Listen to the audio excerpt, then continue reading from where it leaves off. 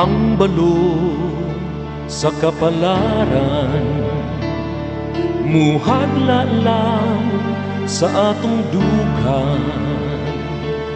Matngo nilang madilim mapapas ang saad ta sa atong gugma.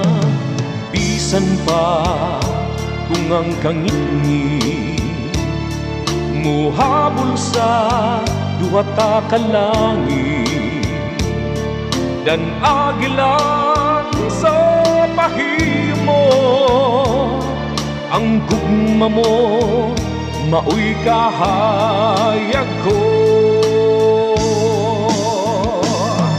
Pagkabulahan sa atong gugma,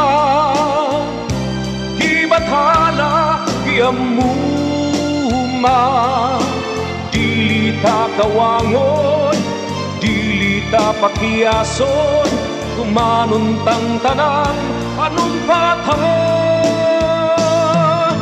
Bisan pa sa kamatayon, ang gugmata way kamatayon, ipadayon tang pagmalipayon, awitan ta ang atong gugma.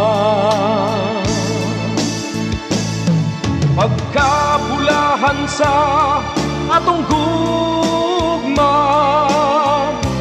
gibathala giamuma, dili ta kawangon, dili ta pakiyason, kumanon tang tanang panumpatan.